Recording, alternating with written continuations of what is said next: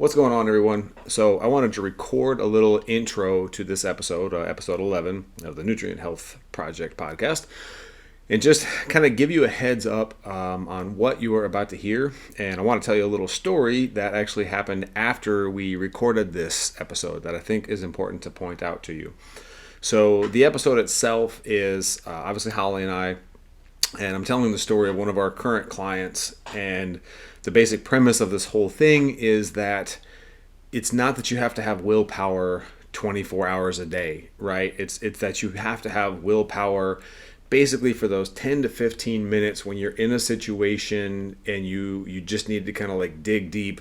In sports speak, it's that clutch performance, but you got to kind of dig deep inside of yourself to pull up, like, why are you doing the thing that you're doing? So it's not a 24-hour, thing that you got to do. It's just that short bit of time, and it's as long as you've got your habits in place for the other, however many minutes within the day, you're going to be in good shape. So we talk about that on the episode. We tell you a little story and a couple of other examples, if I can get that sentence out.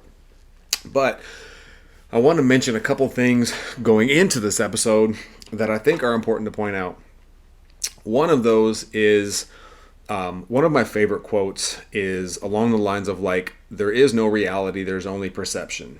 And well, I'll say it again. There is no reality, there's only perception. So what I mean by that is we as human beings, and I'm going to get a little metaphysical maybe on this for a second, but we as human beings, we don't really know what reality is, right? So if you think of like, we perceive reality through our eyes, what we can see, what we can smell, taste, touch, our senses. But if you just think about, like, if you're familiar with what a mantis shrimp is, if you're not familiar with a mantis shrimp, there's a video on YouTube that talks about just like how many more, I think, rods and cones that a mantis shrimp has in its eyes, and it allows it to see like hundreds more colors that we can't conceive of because we don't have that ability. So when you consider that this little, I don't know, crustacean, I don't know if that's what a mantis shrimp would be considered, but this little living thing that, is like the bottom of the ocean, and that's probably even incorrect. I'm clearly not a biologist, but like this little thing is able to see so many more colors than us. And I mean, that, we see a very small spectrum of light. So if you think about that and just extrapolate that out with all of our other, like our hearing, right? Dogs can hear things that we can't hear, right? These mantis shrimp can see things that we can't see. Certain people's palates are more refined and can taste things that other people can't. So you're only picking up reality based on what your senses tell you. So there is no reality, there's only perception. And it goes a level deeper with that, meaning whatever filters you see the world through, that's going to alter how you see your reality, right? So those could be, economic, social status, race, religion, sports, like whatever things you kind of take on as the story of who you are, those are going to affect how you see reality. And I say all of that because I think people see me, maybe not everybody, but like people see myself and Holly, and it's like, oh, well, you guys are in shape. You guys are fit. Like life is good because you guys got it figured out. And I won't like deny that some things are easier for us because it's like we don't have to get motivated to go work out because it's just we work out, right? It's not a gotta think about it thing. It's, oh, if we don't work out, like something's wrong. Somebody's going to get like hurt along the day if we don't get a workout in. It's just part of our day. So yes, there are some things like that I can't discredit because we built them in as habits. But another saying that I came across recently, I think on the Andrew Huberman podcast. Andrew Huberman is a national treasure in my opinion. His podcast is great, but I won't digress any more than that. But I heard something on his podcast, I think it was his, and they said it was in relation to addiction. And, and I've been open about my drugs and alcohol issues in the past. But what this person was saying in regards to addiction was essentially like, it doesn't matter how far down the road you travel, you're always the same distance from the ditch, right? So it doesn't matter how far down the road you travel, you're always the same distance from the ditch. Meaning, in the case of somebody that's like not drinking, if you're sober for 20 years, you're always just a bottle away from falling back into it, right? If you've XYZ examples on that, right? Doesn't matter how long you've gone, all it takes is falling back into that bad habit that you were doing that you tried to quit to be right back in that ditch, essentially, or in that cycle. So those things that there is no perception, there's only reality. I'm saying that because I think some people see Holly and I and just think that we don't struggle, think that we don't have hard times, think that like, we got all of our shit together, and maybe we do more than others, but no matter how far down the road you go, you're always right next to the ditch. So after we recorded this episode, this past weekend, I won't go into the details of it because I still feel horrible, but literally the one time I didn't get the door for Holly, because I try to be a gentleman as much as possible. My wife is a national treasure. The one time I didn't get the door for her, it was raining. We were coming out after doing boot camp, and I was like, pouring down rain. I'm like, "Are you okay getting the door?" And she's like, yeah. And I went around to the other side, and I was waiting for her to unlock the back door because sometimes that lock sticks. So I'm waiting on there, and I'm like knocking on the window. It takes her a second. I'm like just getting drenched in the speaker. I'm trying to like protect everything. I'm like, well, maybe she just got stuck on the seatbelt or something. And she unlocks the door, and I open it. And she said that she's hit her head on the car. And I'm just thinking like maybe she dinged it on, the side of the car as you're getting in. Like maybe you just didn't duck down far enough. I'm like, oh, I'm sorry. Are you okay?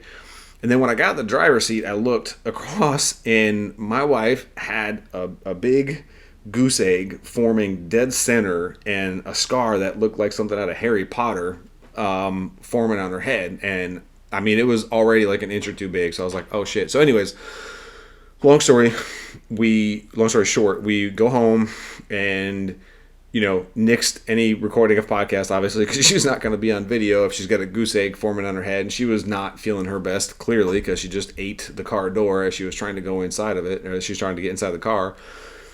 And it turned into a day of like just kind of low key and chill. And going in reference to the 10 to 15 minutes that you need to be strong, we were sitting here and it was just kind of like nothing good on TV. Didn't really feel like, obviously she didn't want to go outside and do a walk, or she didn't want to work out, or, she was, barely even like reading. I was trying to make sure to like keep her awake in case she did have a concussion, because at that point I didn't know. So we're sitting there and like, I said something about like I kind of just want to go to the store and get some junk food and make this a lazy kind of lay around day. And I think that piqued Holly's interest. And we were like kind of going back and forth, and I was like, well, let's go to the store and, see what we get. And if we let loose a little bit, we let loose a little bit. And I go in the kitchen and we're sitting there talking about it. And it kind of hit me that like, well, no, like big picture, what am I trying to do?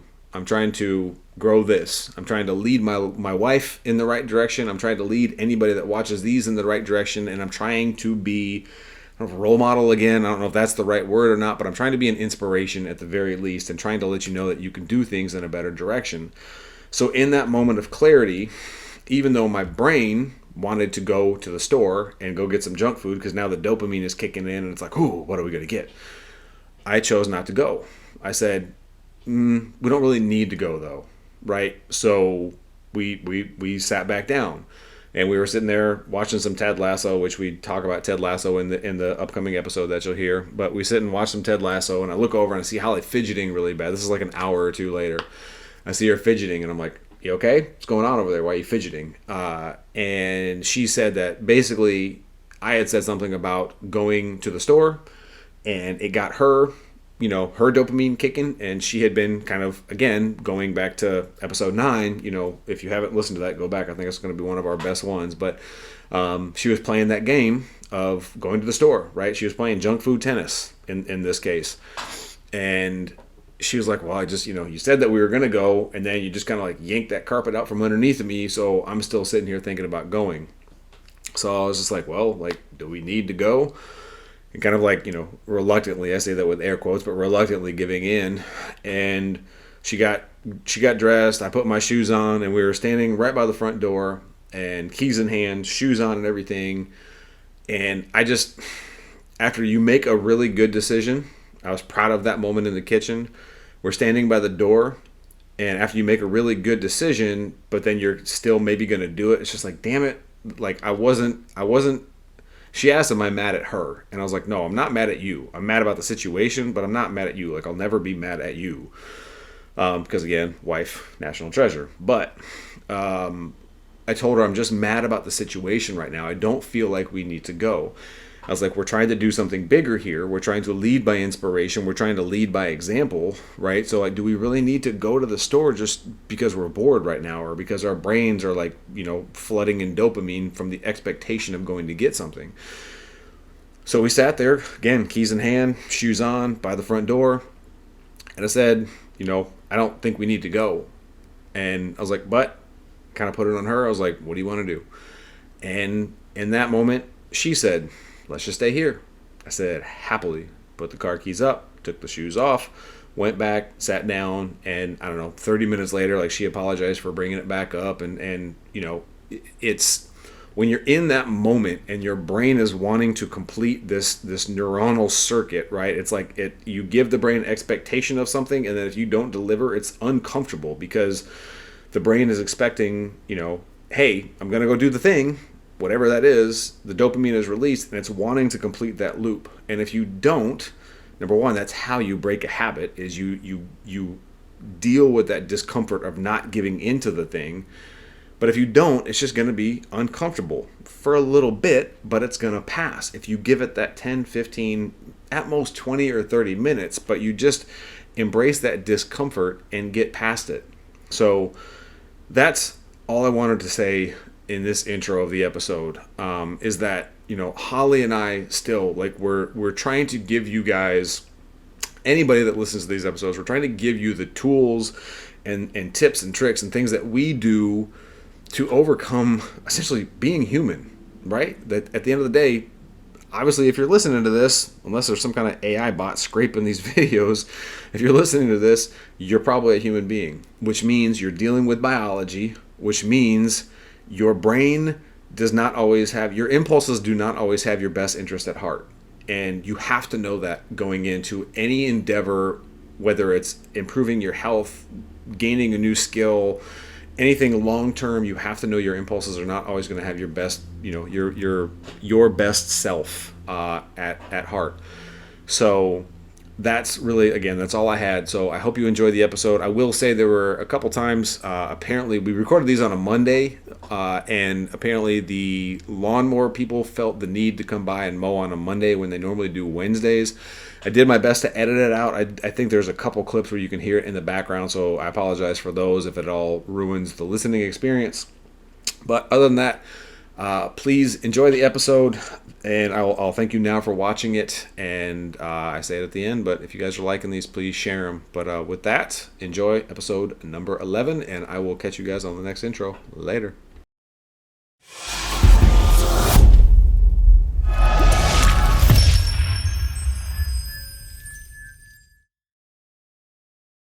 Hello once again, everyone. This is the Nutrient Health Project podcast. My name is Andrew Frisch. This is Holly Frisch. She's my beautiful wife, my beautiful co-worker, my beautiful co-owner of everything that is Nutrient Health and Fitness. Great way for me to start the episode there. So today is episode number 11, and we're going to talk about all you have to do is be strong for 10 to 15 minutes. Mm-hmm. Okay? So it's not 24/7, it's 10 to 15 minutes. And we're going to get into what that means. But first, story time with Andy. So I have a client who I'll give as sparse details as needed for all of this. But he sent me a picture. This is about 3 or 4 weeks ago now. And I'm looking at it on my phone. And I don't even want to show it because I don't want to disclose any coworkers or anything. But he sent me a picture of a lunch meeting that he was at, and on the table, so it's surrounded with his coworkers, and on the table, I can see from this picture alone, 1, 2, 3, 4, 5. It looks like 5 or 6 boxes of large pizza, right? And in front of him you see this little glass kind of Tupperware container with what appears to be spaghetti squash. And he, right below that picture, he said, catered pizza to a work meeting and everyone's giving me shit for eating my spaghetti squash, LOL.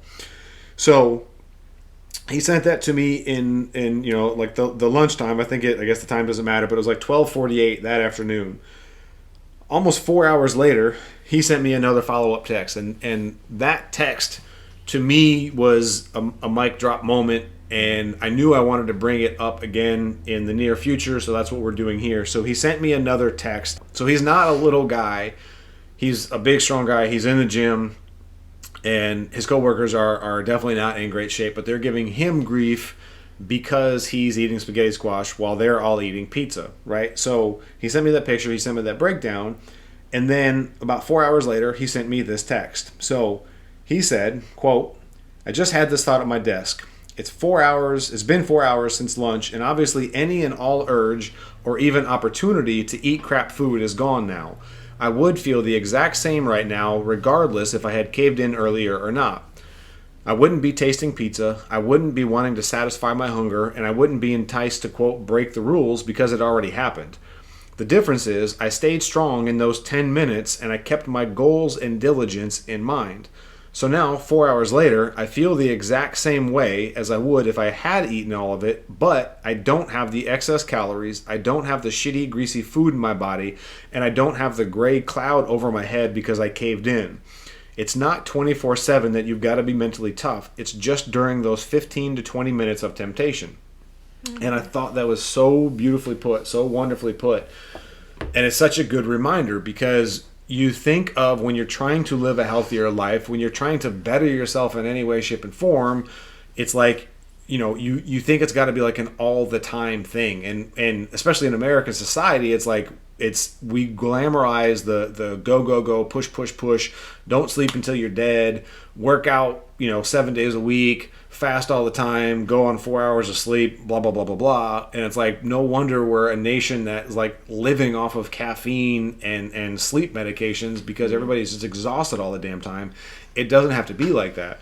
And like to kind of circle back to one of the episodes we did earlier today, Holly talked about wanting to work on graphic design. And what that looks like is a minimum of 10 minutes every day for her to do graphic design, whether that's watching a YouTube video on a certain technique or taking a Udemy or Udemy, I always say Udemy course or Skillshare course, right? Like it's 10 minutes, it's simple, it's digestible. If she can, 9 times out of 10, if she's going to do at least 10 minutes, she's probably going to end up doing 15, 20, 30 minutes. Right. But you stack that. Instead of saying like, oh, I'm going to live graphic design 24 hours a day and that's all I'm going to do, you're going to burn out on it, right? Yeah. So, or something's going to pop up and prevent you from doing it. Right, so. Exactly. So I wanted to share, again, that picture of the pizza and him having spaghetti squash, but then that realization, that epiphany he had 4 hours later to say, like, I didn't need to, like, he didn't have to be willpower, on guard for the time after lunch. It was only in those 10, 15, 20 minutes while he was at lunch. So I just think that that's like, so much more manageable and so less stressful for you if you just think about being on guard when it's game time. And it's in those, again, that 10, 15, 20 minutes, right? Like, think about it. If you haven't listened to episode 9 on, like, you'll always lose this game, go back and listen to episode 9 because we talk a lot about exactly that, right? How do you win this game? But all you have to do is stay vigilant in those 10 to 15 to 20 minutes when it's actually like, the shit has hit the fan. Mm-hmm. And if it's, how many people at work have had people bring in donuts and the donuts are sitting there, right? So you have the choice to like give in and have the donut, but then you're going to be beating yourself up the whole damn day. Think about how you're going to feel after lunch or breakfast or whenever the donuts or the pizza are there. Think about how you're going to feel after the fact when you didn't give in.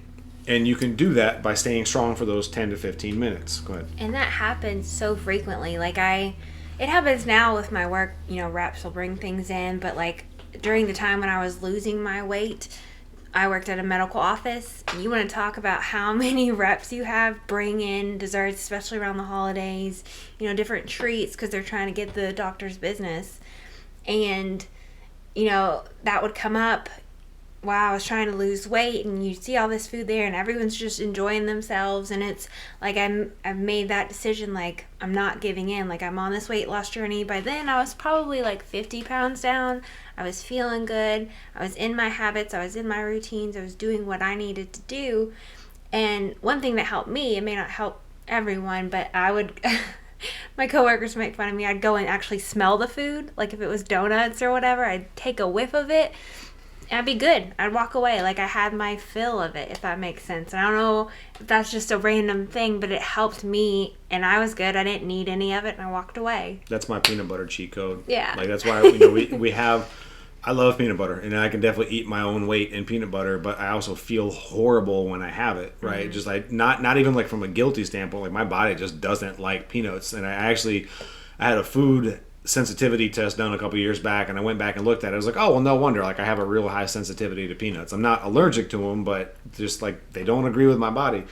So I have jars of peanut butter here, and I'll even occasionally indulge in it. But we're not like Ted Lasso style. If you haven't seen that, where Ted Lasso, first off, is a great show. If you haven't seen it, it's awesome on Apple TV. But like the character basically has a jar of peanut butter just on the counter that leaves the lid. He leaves the lid off of it. And he, like, just as he walks by, he'll like take his finger and dip it in the peanut butter and take a swig of it. But I don't do that. But what I will do if I am craving peanut butter, like, it kind of sounds weird, like how I did with the donuts. But like I'll take the lid off and I'll just take a big deep whiff of peanut butter, and like 9 times out of 10, that's all I need to be like, all right, cool, like taste, or got the smell of it, and my brain's like, oh yeah, peanut butter, and that's enough for it. Yeah. So and that's a real good point. But to piggyback off of like thinking about how you'll feel afterwards, right? Because that can help you power through that 10 to 15 minutes. Because sometimes it is just a matter of, okay, breakfast there are donuts in the office, or lunchtime there's pizza in the office, or I came to a family gathering or a party and they had whatever XYZ foods or drinks that I didn't want to partake in. Sometimes it is that. But then if you think of just day-to-day existence, right? If you watch television, if you do anything pop culture-y at all, you're going to get bombarded with like advertisement for food, advertisement for medication, advertisements for beer. So like by the end of the day, you think you have like 18 health disorders and all you want to do is eat pizza and get drunk, right? So you can be bombarded a lot by what you let into your environment. So one way to get around that is to think about aligning your values with being the person who does not do that, right? Be the person who, and answer that question, answer that question however you want to, like complete that statement. Like, I am the type of person that XYZ, right? So like I had a client who, he's actually coincidentally right now in the hospital with COVID, and he was on a ventilator, but we found out this morning that he's been taken off the ventilator. Thank God. So yes. I was really stressing out about him. But about a year or two ago, he was talking about he had to go to a lunch dinner with a coworker, and he and I were literally in a training session as he's telling me about that. And he was like I'm already right now just thinking about, I want the pizza for lunch. But I was like, well, how are you going to feel if you eat the pizza? And he's like, well, I'm going to feel like a fat failure. I'm going to feel like guilty, and like my client would have that sent the text, like he would have felt, that gray cloud. He would have felt the greasy food moving through him, and he knew he could have done better. So I was like, well, excuse me. I said, what could you do instead of the pizza? I was like, I could order a chicken Caesar salad. I said, well, would you enjoy the chicken Caesar salad? And he's like, yeah. Because if he said no, I would say, well, what's another food that you could have gotten that's better that you would have enjoyed? And so when he said yes, I would, he legit likes chicken Caesar salads. He was like, yeah, I would feel pretty good about that. So I said, instead of thinking about fighting the urge for pizza, because again, that's going back to that episode number 9, you're always going to lose that game. He would have been playing that game of pizza tennis in his head back and forth. Instead of thinking about how you're going to feel on not wanting to eat the pizza, I said, think about how you'll feel when you push away from that lunch table, when the lunch meeting is over, and you know that you had the chicken Caesar salad and water instead of sweet tea and pizza, right? And fast forward like 2 hours later, he texted me. He's like, had the chicken Caesar, had the water. I feel so much better. Thank you. Like, that's what it takes. Think about how you're going to feel afterwards. And I think that's actually a great segue into, because you had something on delayed gratification that you wanted to talk about with this episode. So there was a book that I started reading this morning, thanks to Andy. It's called The War of Art. And there was a good part in there talking about how, like, in this day and age, we have instant gratification with everything, like our cell phones. We have computers in our pockets each day. You can get on social media. You get a text. Like, if things take more than like 5 seconds, we start to get angry and think, like, why is this taking so long? So this, the book talked about, if we can reject the immediate gratification for long-term growth, health, and integrity, your life is going to flourish. Putting off, like, that comfort food, and thinking about how you're going to feel when you get on the scale and you've lost weight, or how your body composition has changed. The delaying the immediate gratification for the long term. And, like, I remember losing weight when I first started out on my journey, and I was able to fit in those jeans, those size 2 jeans that I've never in my life been able to fit into. And I remember feeling like there's no food in the world that feels as great as fitting into those jeans and feeling comfortable in your own skin. And it's just that delayed gratification and thinking of what it's going to feel like in that moment when you feel better, when you don't have those extra calories, when you fit in those clothes. It's going to change your life. Yep. So and that makes me think of another book I think that you mentioned on the last episode, Atomic Habits. Yeah. And the whole thing of, like, the things that are generally not good for us, right? The instant gratification, those are things that in the moment feel really good, but generally don't translate to long-term benefits, right? You feel really good in the moment, right? If you have that pizza, if you have those donuts, if you have that drink, you probably feel real good right then. And then how do you feel immediately afterwards, right? And even like buyer's remorse with a car, right? Or just going to buy anything, going to buy a purchase. You're like, oh, I'm going to go get that, right? Like, we got, this whole setup, and Holly and I each got MacBooks this past month. And, like, even though I got the MacBook with the intent of, like, building this podcast studio and all of that, it was like between the two of them, like both MacBooks, it was like $3,000. And I got home and I'm like, damn it, like, I just spent $3,000 on computers. Why? Yeah. But I was like, oh wait, no, that's right, I'm using this. There's a reason. She's using hers for graphic design and everything. So the things that we do that provide immediate gratification generally feel great in the moment, but they do not benefit us in the long term, generally, right? The things that where you can delay gratification, it might suck in the moment to not have that pizza, right? It might be uncomfortable to not, like, man, those donuts smell so good. Or, like, again, your coworkers are giving you shit because you're eating spaghetti squash as they get, greasy, pepperoni dripping all over their face. It might feel tough to let go of it in the moment, but think about it. Like, how much is that going to benefit you in the future? What you're doing is you're taking action in the moment, in the present moment, for the benefit of future you, right? So that's a huge thing that I think a lot of people, it's real easy to forget about, especially in that 10 to 15 minutes. Like, that'll give you extra willpower and extra strength to make it through that 10 to 15 or 20 minutes of a lunch meeting, or even if an hour, right? Whatever the time frame is, I'm doing this for my future self, right? Yeah. And over time, it becomes easier because I'm, as we're recording this, I'm 43 years old. I've been pretty much health aware, health conscious since I was like 13, 14. And I've gone through working jobs as a server and a bartender and working at grocery stores and just getting harassed by coworkers. Like, why are you eating that? Why are you doing that? It's like, I want to invest time in now. I want to put time into eating healthier now because I love life. Like, I think that the world is a pretty cool place, and I think there's a ton of shit that I want to do here. And I correlate eating a little bit better and taking care of myself with longer life, with more longevity, with more time with her by my side, right? And, like, I'm all about anything that gives me more of that, more of her, right? And I can remember one of the places I worked at was a restaurant, and one of the chefs just, like, made a joke about, like, because this might be in somebody's mind, like, well, what if you do all this, but you still end up getting, cancer or something happens to you?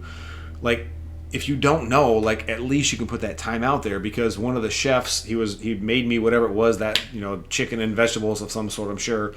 And he's like, you do all this time to eat healthy, but I'm gonna laugh if you walk out of this restaurant one day and you get hit by a car. And it's like, well, cool. I mean, like, first off, thanks. But second, it's like, I mean, so what? Like, at least I feel good because I'm putting the time and effort in to do those things, right? I was winning brownie points. I was putting points on my personal scoreboard for doing that. And now it's like, it's just habit. Like, if I go somewhere, like, it was uncomfortable for the first couple months where we would go out to eat with Holly's parents and everybody else is just eating, whatever they want to eat. And I'm like, I'm on this intermittent fasting thing right now, or whatever it might be. And I'm not eating.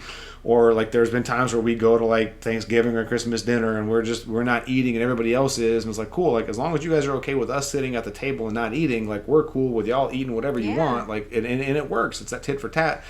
Because it's habit at this point. It's not a conscious decision. So there's no willpower to it. Like, we just know that, like, this is what we do, this is what we don't do.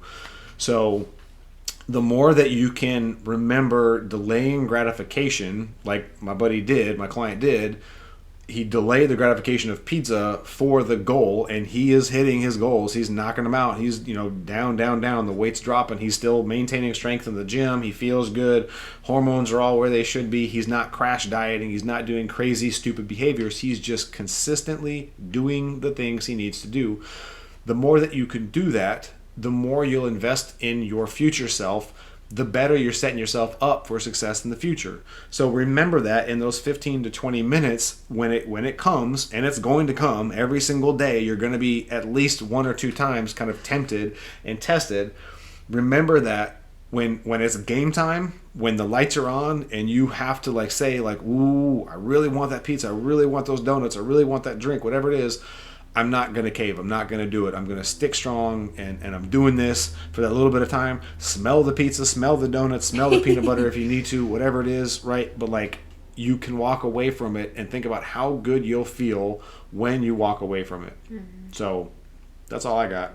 Anything? 100%. That's it. So plain and simple, guys. Little shorter episode today, but I think that's the biggest thing. Remember, it's not a 24/7 thing that you need to get. It's when the lights are on, you need to perform, right? Like, rest in peace, Kobe Bryant, Michael Jordan, like the greats, they didn't have to be at the top of their game 24 hours a day. They just had to be at the top of their game when the lights were on. Mm-hmm. That's all it is. So when the lights are on and you're tempted by those things and you're put in, Hell's Kitchen, so to speak, like, that's when it matters. That's when you've got to stay strong. And when you stay strong for those 10, 15, 20 minutes, at the end of it, you can pat yourself on your back and you did what you needed to do. And you just repeat that over time, and the goals will be reached. The progress will be made. So, right.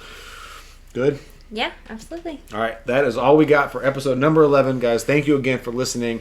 If anything in this episode benefited you, if you think it will benefit anybody else please share this episode, subscribe to us on Apple Podcasts, subscribe to us on Spotify, subscribe to us on whatever podcast platform you use, YouTube, if that's what you want to do. We're everywhere. So thank you for your time. Thank you for your attention. Thank you for letting us drop some knowledge. Yeah. Thanks, everyone. Yeah, just like that. So thank you, everyone. We will catch you guys on the next episode. We love you all. Have an awesome day. We will talk to you again soon. Bye. Later.